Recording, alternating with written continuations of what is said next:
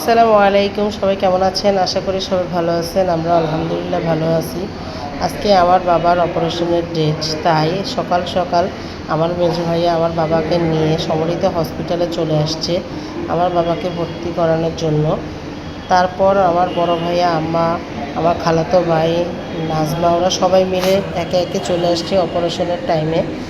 তাই এই যে পাশ থেকে একজন নার্স এসে আমার বাবাকে রেডি করাচ্ছে, ওটিতে নিয়ে যাবে। তাই আবার সমস্ত পোশাক চেঞ্জ করে তাদের পোশাক পরিয়ে দিচ্ছে।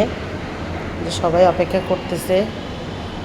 যে আম্মা, আমার খালাতো ভাই, বড় ভাইয়া সবাই মিলে বসে আছে আব্বাকে নিয়ে যাওয়ার জন্য। যে এই সাইড থেকে আমি ফোনে আমার বাবার সাথে কথা বলতেছিলাম, আমার বাবাকে সান্ত্বনা দেওয়ার চেষ্টা করতেছিলাম।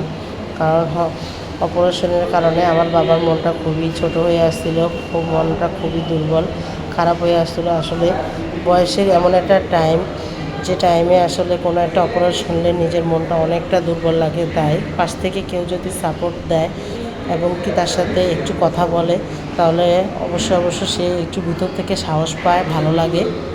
এই জন্য সবাই ফোন করতেছে একে একে, কারণ আমার বাবাকে এখনই এই মুহূর্তে নিয়ে যাবে ওটিতে।